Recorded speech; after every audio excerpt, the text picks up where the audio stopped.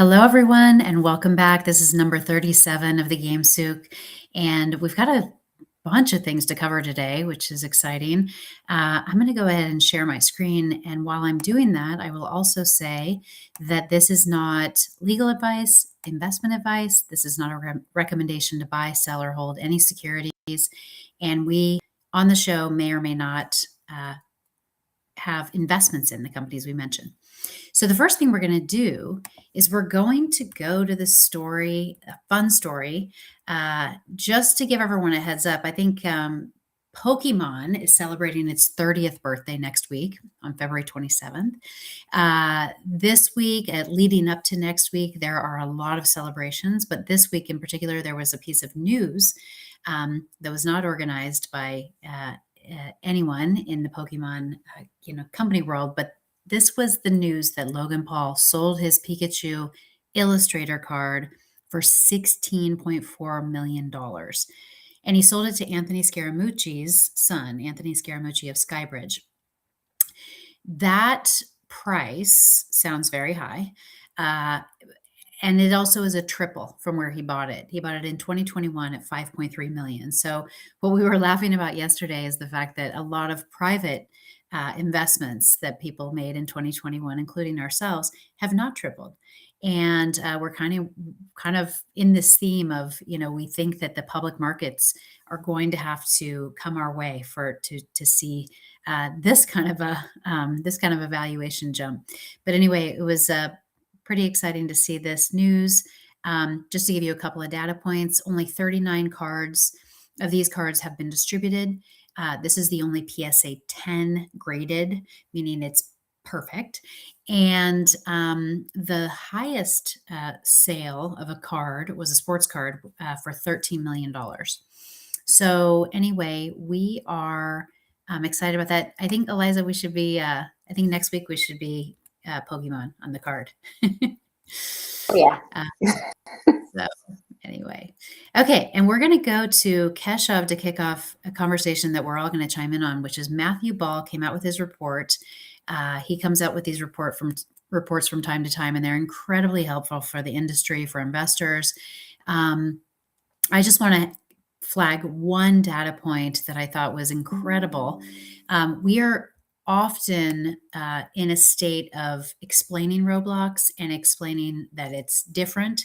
And one point that was very subtle in this, it was actually a GamesBeat article about the report, was that he said the majority of revenues that Roblox collects would not have existed without Roblox.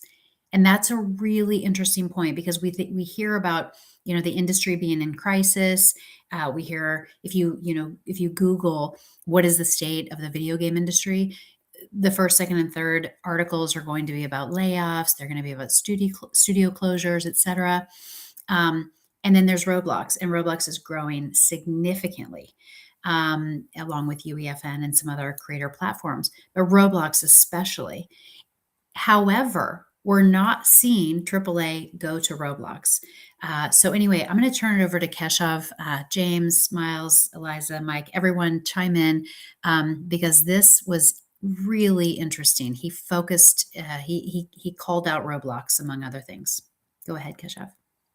Yeah, I think the statement here has been the underlying emotion that Matthew Ball had while he wrote this report, that Roblox has significantly propped up the growth in the industry, in the gaming industry.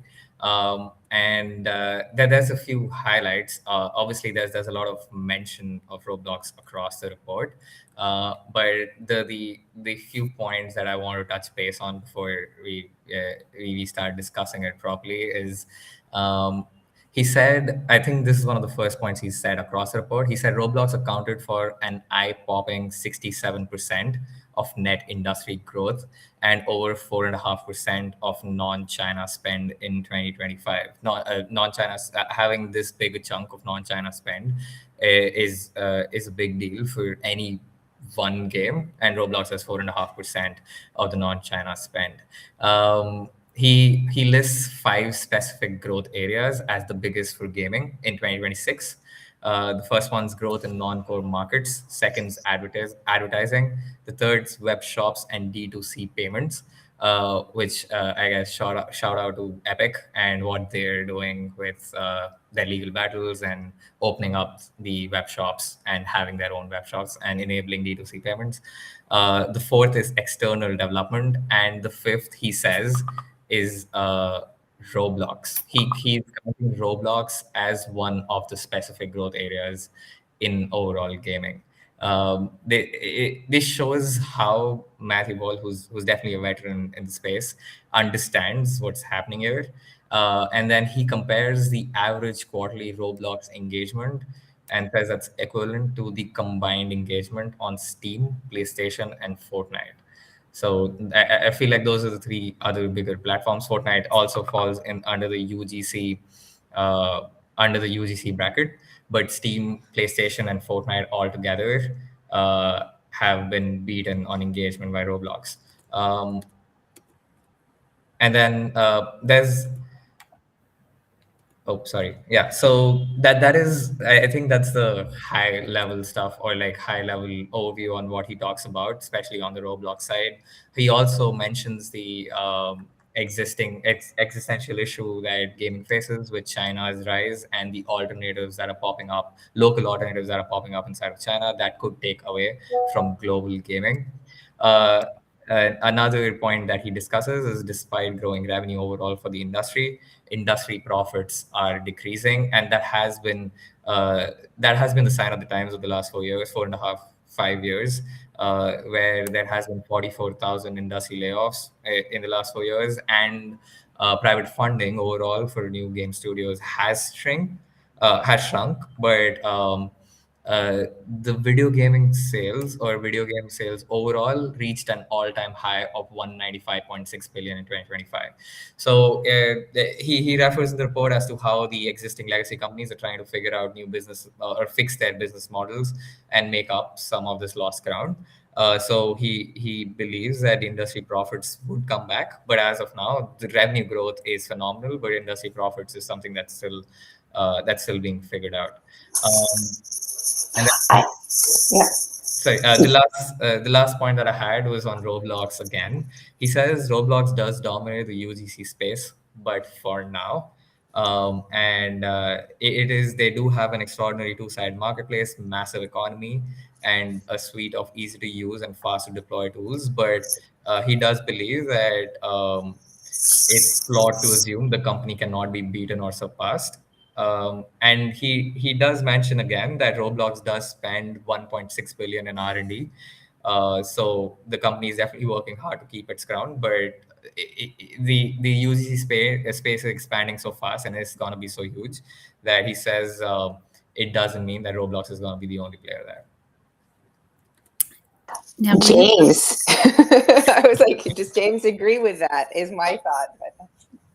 I mean, I think lots of people, not just Matthew Ball, lots of people in gaming in general always have adver for now aspect with Roblox. Like, yeah, for now it's like top. You know, something else will come around.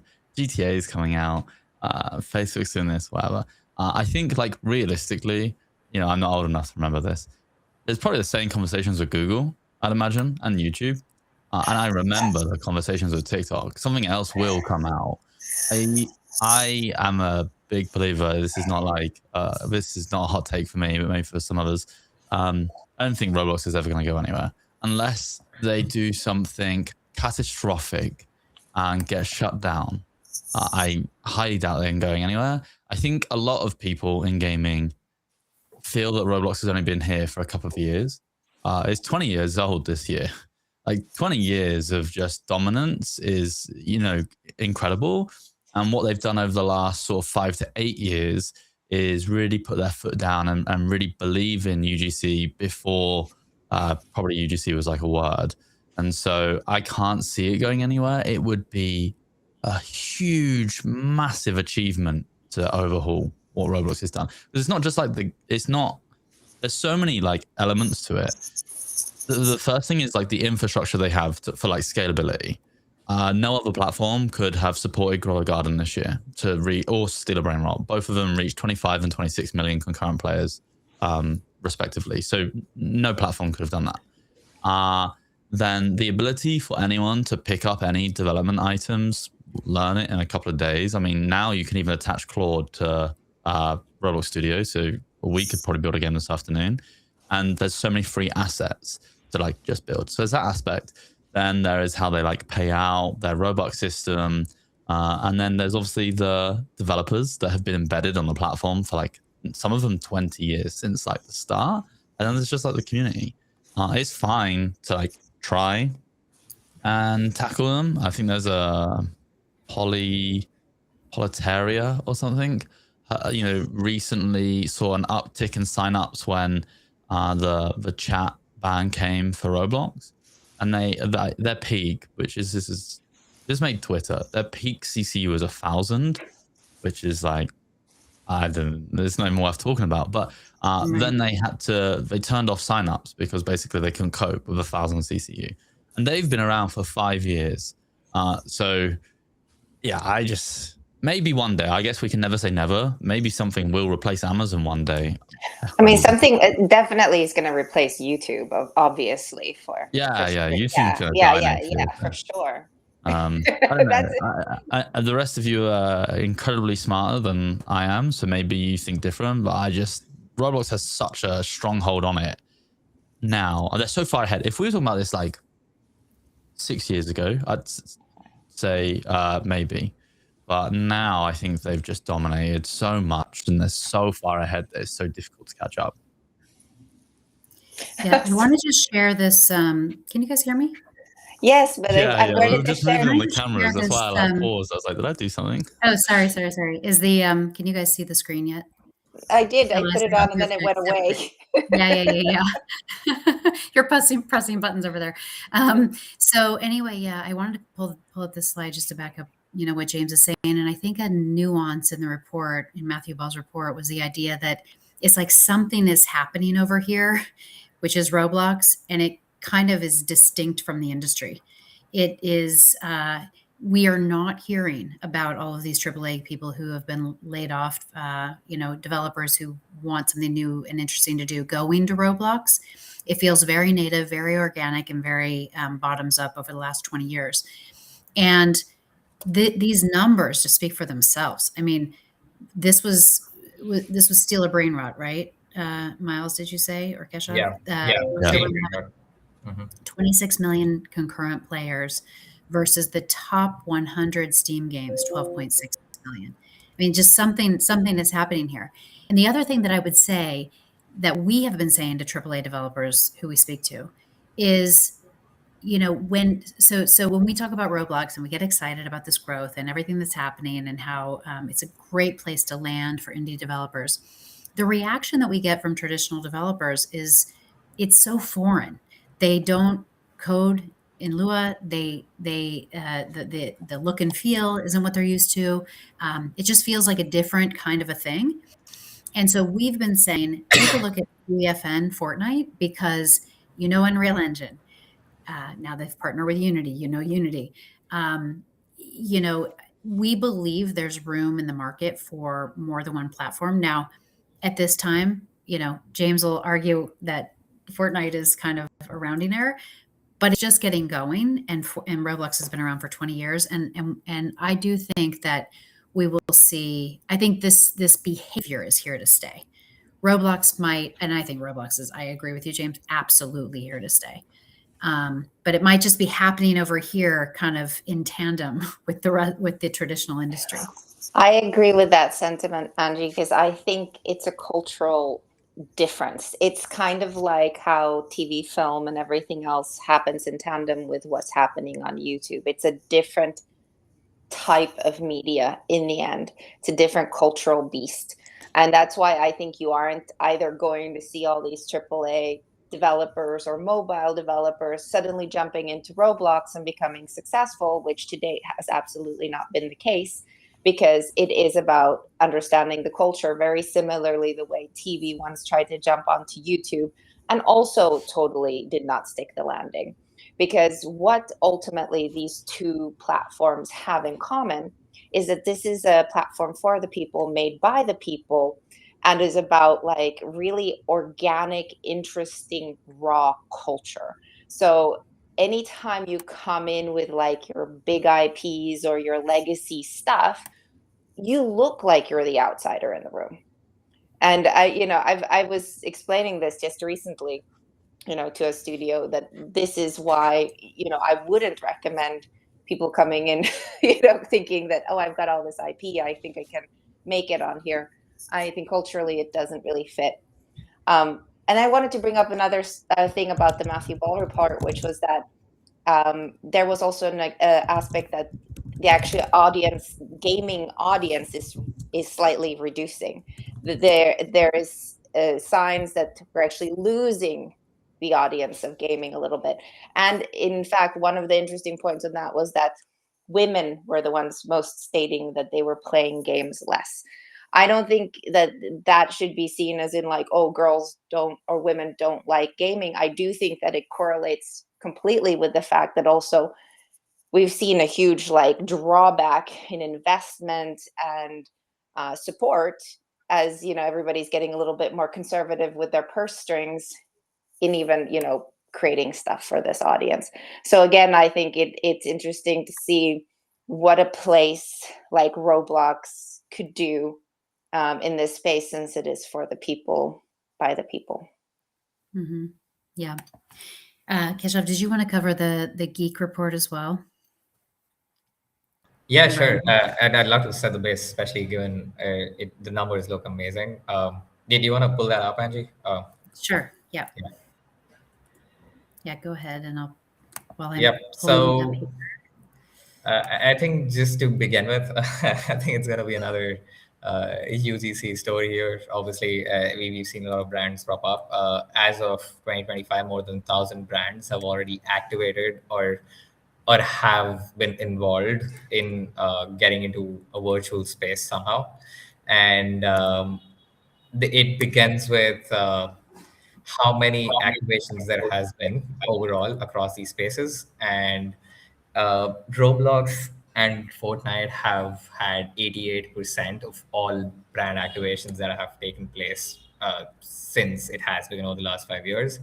And this counts, Roblox accounts for 65% of all brand activations. Fortnite is at 23%. And yeah, both of them combined is 88%. Then we've got Zepeto, VRChat, Sandbox, and a few other small ones. But this just shows how big the UGC space now has become for brands to come into. And Roblox, Fortnite, and Zepeto, all three are pure, all three are now UGC platforms. Oh, wait, you guys can hear me, right? Yep. Okay. Yeah. And then just going in deeper into what Roblox does, or what all has happened in Roblox in 2025, 130 owned experiences. That means 130 brands that have come in and created an experience inside of Roblox. 270 integrations. So 270 brands have somehow been a part of another game that was already on Roblox. And 395 branded items dropped in 2025. And they've got newer brands like YouTube, and think WWE, Bentley. These were the newer brands in 2025. But overall, Roblox, they lead the chart in integrations as well as owned experiences. There's one thing to note over the years, is owned worlds and integrations is how brand activations are defined. And when all of this began in 2020, there was zero integrations. And I think the first few owned worlds or self-developed brand worlds were at around 2025. Now it went up, the owned worlds number went up to somewhere around 500 or 550 in 2024 compared to integrations at 250. But as of 2025, I think brands have finally realized that it's not about building your own game. It's about integrating into the games that make sense. So in 2025, there was a 57% year-on-year drop in new brand-owned worlds. which came to about 225 worlds, compared to integrations, which witnessed a 14% increase year over year, and they went up to 350, 335 integrations. So this shows you how over the years, of the last 5 years, brands have also learned what to do and what not to do. Yeah, this is super interesting. I would love also for Miles for you to chime in just on brands, because we've been talking a lot about this board and integrations, etc. We had a really interesting, unlikely combination in my view, which was Zillow and World of Warcraft this week. Yeah. I mean, I'll say first on like the UGC brand side of things, this is something we've been like screaming from the mountaintops for, I think it's going on 2 years now. All it took was, I think, brands understanding the space that any native already does in a way that natives do. There's no point in building your own experience if no one's going to come and play. And that's not to say that it isn't valuable figuring out internally, like as a brand, how to have a persistent presence. And, you know, maybe in 5 years, once you've acclimated to gaming, you can make your own world. But like conversations I've had with brands, it's like, if you want to make your own world, you need a game dev team. You need a dev team. You need to keep updating it. And I think that's not what most brands want. So this is, I mean, it's exciting to see that this is like finally come around. I do feel bad for the brands that, you know, got burned on making their own experiences only to have no one show up. But I think, you know, the Zillow, so kind of what happened, right? Zillow has collaborated with World of Warcraft. World of Warcraft is releasing an update. I believe it is called, let's find it here. It's called their Midnight expansion. It's launching in March.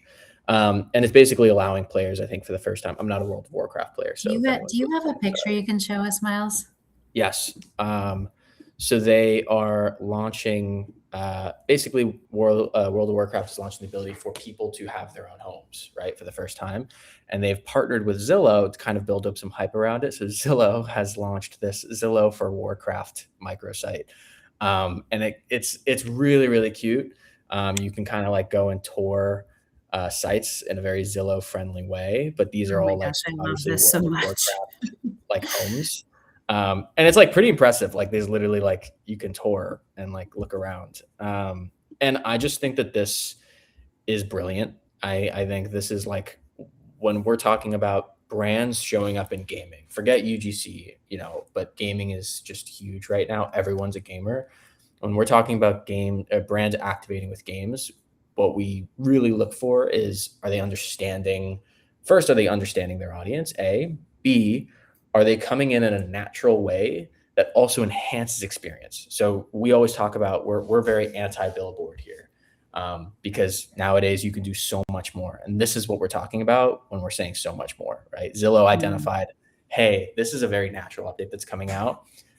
We can build around it in a way that's very natural for us while providing, I mean, this is effectively a tool, right? Like, I don't know how naturally people will be using this, but I think it's like, oh, cool, there's this option. And, you know, when we're talking about how we did, you know, our integration with Olipop into SpongeBob Tower Defense, it's very much the same ethos, right? How are you showing up in a way that makes sense? You know, we're ticking that off by making you a food item, but B, how are you enhancing their experience? You're going to be a legendary food item that grants a ton of XP compared to normal food items.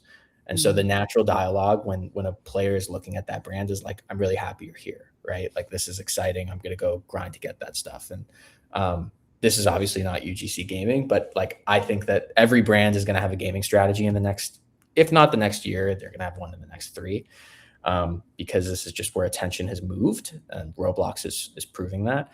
And I think some are going to figure it out faster than others, but this is the way to do it, right? I think those are kind of 2 critical things. Yeah. We were really excited when we went to the Adweek conference was it November of last year? And we got to hear Pepsi's head of entertainment talk about the idea that he was getting into Discord. Mountain Dew will be the first to take this, you know, advertising on Discord very seriously.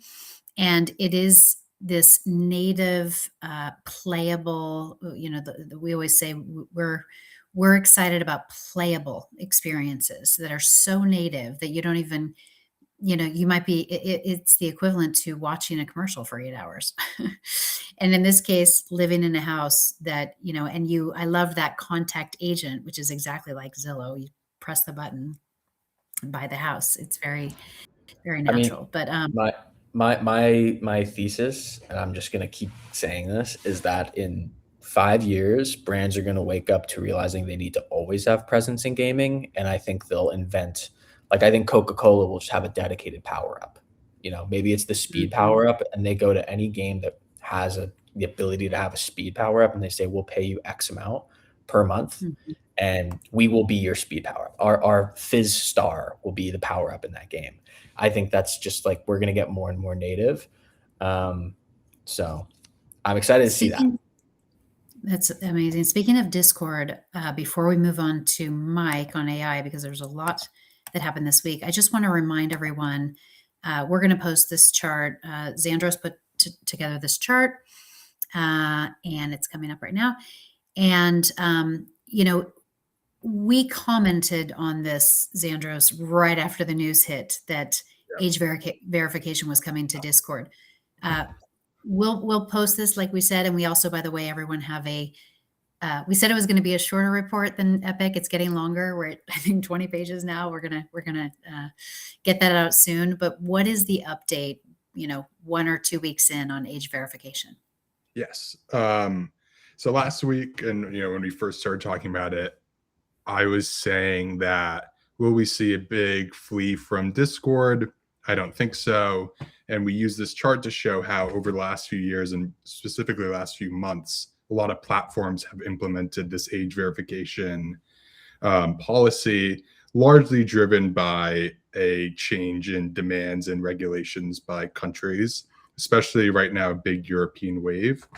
So an update is TeamSpeak, a rival to Discord that was founded in 2001, hasn't reported any real numbers yet, but stated that, quote, with the incredible surge of new users joining TeamSpeak and subscribing to communities, current hosting capacity has been reached in many regions, especially in the US. So basically saying that a lot of people have heard the news about Discord, are obviously upset, and have fled the platform to TeamSpeak and other platforms. But my view on this is really that it's more of a momentary blip. We talked about this before, that this new policy isn't just like Discord pulled it out of a hat and is a one-off and is like, I've decided we're going to verify everyone's age. This is, everyone is going towards this. And, at least that's what I think, as I watch every day more European countries announce that this is a possibility. And the US states this is becoming a hot topic. So in my eyes, it's at least Discord is ahead of the curve and able to manage this age verification how they like to, which is collecting no additional data and ensuring that any user data that needs to be collected is deleted immediately. So I think it's really just a momentary blip, and that given a few months from now, when TeamSpeak might have to do the same thing, what platform are people going to choose? I think Discord, because they've been doing that. Yeah, this could be something similar to what you were saying, James, earlier, when people call for a disruptor, of something that is so just innately ingrained in gaming and in just as a communication platform for communities. I don't see another player disrupting Discord, especially not one of the smaller ones that's kind of, nipping at the heels and saying, we're not going to do age verification. I mean, that's not going to last. Right. Yeah, I think this around first. And Discord came in, and when it was a level playing field, which it will be again, people chose Discord.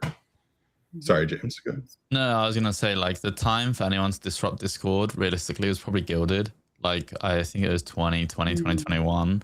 They were not that far away from Discord. I think it was like a 20-25% difference in user base. So they were able to chase them down.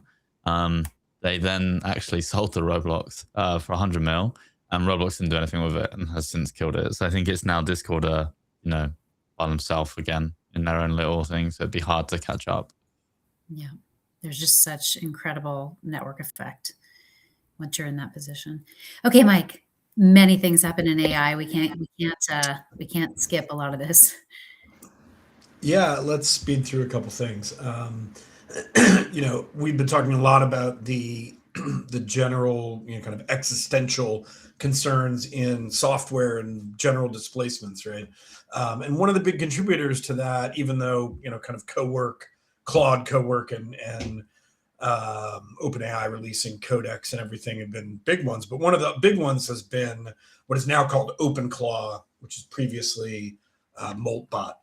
And we joked about using lobster logos in our for Signum generally, right? In terms of the molt being in the zeitgeist, right? Moltbot or OpenClaw, nay Moltbot, is basically built on like a $20,000 a month compute bill for Peter Steinberger who built it. So it's been, on a shoestring. Not anymore, because OpenAI, as of yesterday, has hired Peter Steinberger and brought over, bringing over those resources, and obviously there'll be a lot more money behind them. And this is sort of the dawn of, or at least the OpenAI labeled personal agentic capability, right, which displaces a whole bunch of things. And to put a number on that, this week has been the AI forum in India, in which Mistral, which is the sort of Europe's homegrown LLM, Mistral's co-founder Arthur Mensch predicted that 50% of overall enterprise software budgets will be replatformed on AI and basically will go away. Right.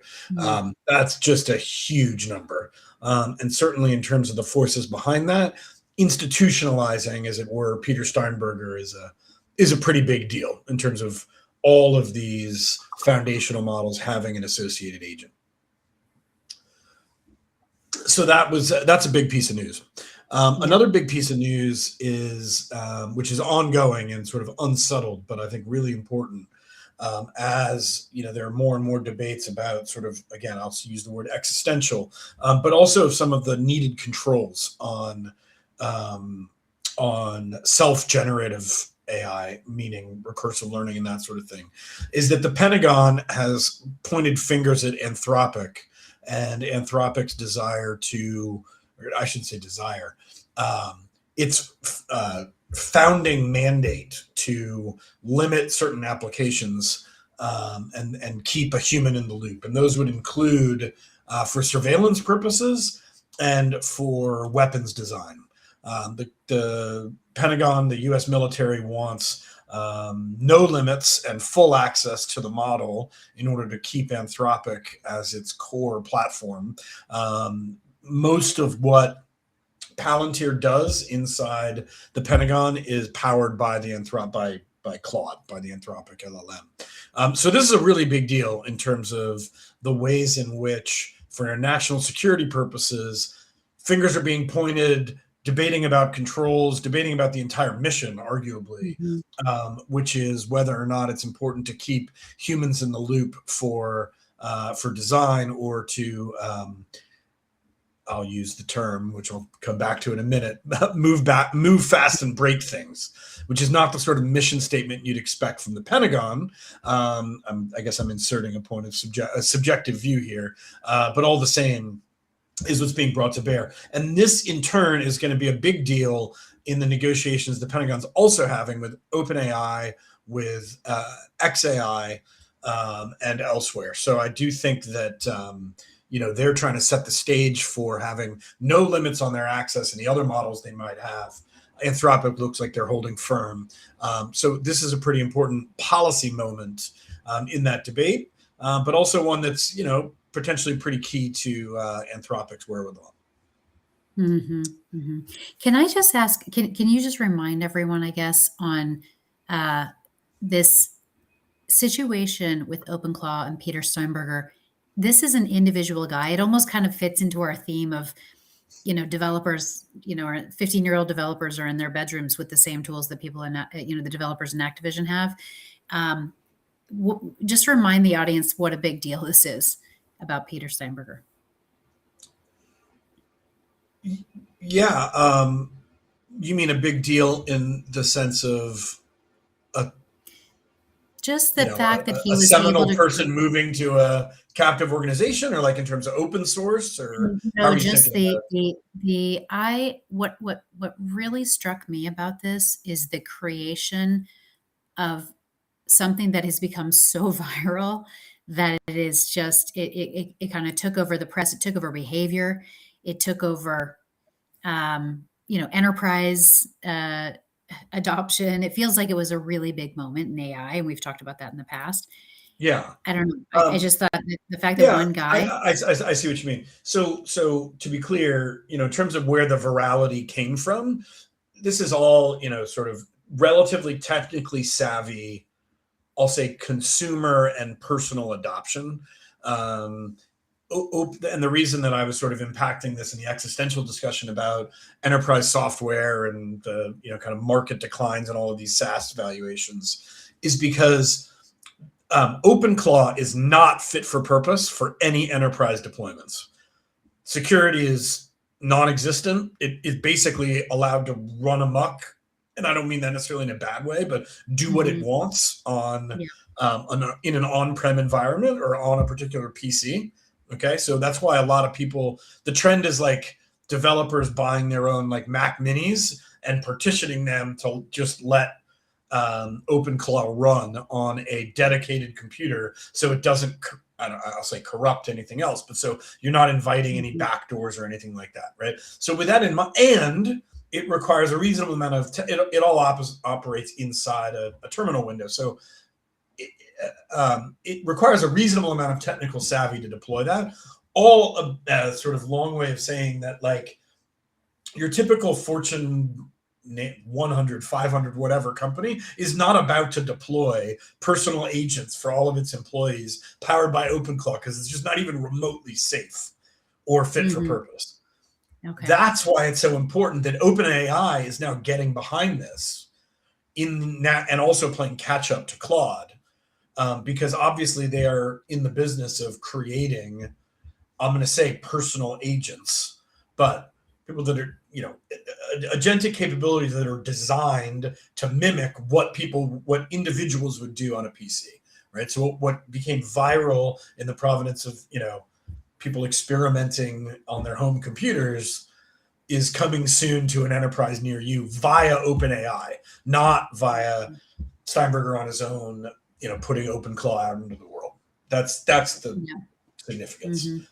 It's, to me, the idea that a company like OpenAI would be playing whack-a-mole with an individual developer, Peter Steinberger, is like, it reminds me of what we were talking about earlier, Mike, with Facebook was brilliant at playing whack-a-mole, bringing in Instagram and, WhatsApp.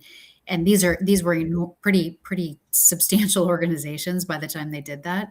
And it's I don't know. I just thought it was pretty interesting that how much one developer was able to achieve very quickly. Yeah, I think the if you look at the history, and I think Meta's a very good example here of where, when Meta bought WhatsApp, they didn't know what it was going to be. I think they were, I'm making this up, but I think there were like 20 WhatsApp employees, and it's a platform that doesn't require a lot of incremental maintenance and et cetera, et cetera.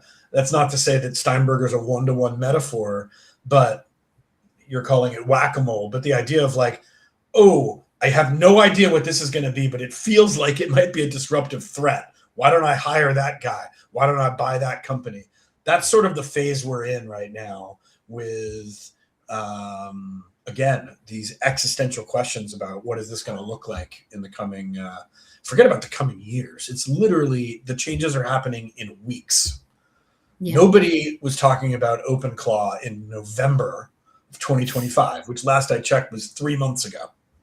I don't think anybody was talking about. I say nobody. I mean, I'm sure people were. It's like nobody in my world, which is a few steps removed from the developer world in the Valley. But I'd like to think kind of listening to the chirps from there. Not, it was crickets. in November, and it is all anyone is talking about now, right? So the speed of change is eye-watering.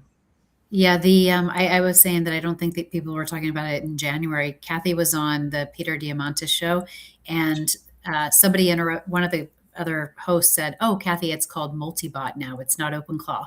And she said, "Oh, I didn't know that." She didn't know that it had changed that day, and by Monday it had changed again. And it's the speed here is crazy. Okay, one more thing before we wrap on ByteDance. Yeah, this was the third thing that I had in the AI world is, ByteDance. It's Chinese New Year right now, and sort of as we've seen the MO of doing major releases when people have time to experiment with them. This was like Claude Cowork. People, they Claude pilled over the holidays and building their own stuff in the US or Western holidays. So around Christmas time, ByteDance is doing something similar, at least in the video and media development world, with Seedance, which is the new offering for video prompting. It will replace what is today CapCut within TikTok and ByteDance more broadly. And there's a couple of important things with this. One of them is that they're going to pull, and by the way, for impact, like for those who don't use CapCut or don't think of it as an equivalent to VO or Sora or whatever, right? Irrespective of the capabilities of this model, CapCut has over 600 million users. So the installed base this is being released onto is absolutely massive, right? But it up until now, these have limited cuts to 15 seconds, and they're now going to go well over 15 seconds. Not clear what the eventual limit will be, but they'll be able to produce longer videos potentially. Hollywood is kind of up in arms about this. Disney the beginning of the week sent a cease and desist letters to that guy, to those guys on Wednesday. I think today's Thursday, right? I think Wednesday morning or Tuesday night, there was a video circulating widely of Brad Pitt and Tom Cruise fighting each other, which was created with Seedance. That was, beyond lifelike. Like you would have thought that was anyway. I don't need to finish the thought. And that has just gotten Hollywood even more twisted about this. I would commentate that now that ByteDance does not have a controlling interest, is not actually operating its U.S. property, i.e. TikTok. There are probably less methods of action for the Disneys of the world and the other content owners to impactfully complain about copyright violations, etc.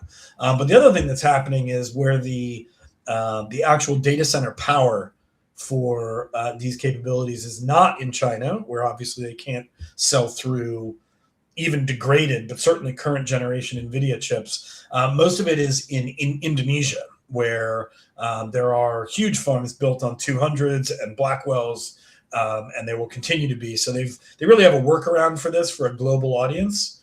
And this is, going to be very, very powerful. It already is powerful. It is going to be even more powerful, as sort of a content production engine. So, if you're glass half empty, assume that the AI slop is going to be slightly higher quality, but more of it as well. More quantity, maybe more higher quality, but definitely more quantity. Yep. So just on that point, I want to make a point from last week on the Google Genie from DeepMind. We talked about that last week. We have received many more questions, similar questions about the impact of Google Genie. And what that does is it enables users to create these 3D virtual worlds using prompts and images. And so we've had a lot of people ask, what is the impact of that on Roblox and Epic and gaming generally? And our first response on that is yes. Yes, we are in the early days of this massive secular growth. Yes, these platforms, UEFN, Fortnite, and Roblox, are the ones that are embracing the use of tools and new technologies. And, they are the ones who are going to kind of fold all this in because they are built on the premise that games can be built faster, cheaper, kind of like the fast fashion of gaming. And the other thing that we reminded people is it wasn't announced by Epic, but it was in the antitrust suit with Google that they have a partnership now. Epic Games and Google have a partnership for Unreal Engine, and we've noticed them getting closer and closer to Google over the last 5 years. And so our view is, okay, if anybody can help Google Genie figure out how to become commercial and get into the video game space, it will be Epic, which we think will also benefit Epic. So just a quick note on that. So next week we all come as Pokemon characters, and it's going to be it'll be a good week next week in terms of content. I did want to just say one thing on the Genie, Angie, because you said it's a 3D immersive world. It's a video generative version of a 3D world in Genie, and that's why it's significantly different from what Roblox and Fortnite are up to. Mm-hmm. Yeah, and it could. Well, we'll go into it more in terms of what could it mean for animation, because that is another question, and then you are our expert on that. So let's wrap there and have a wonderful rest of the week and weekend, and we'll see you next week. Bye.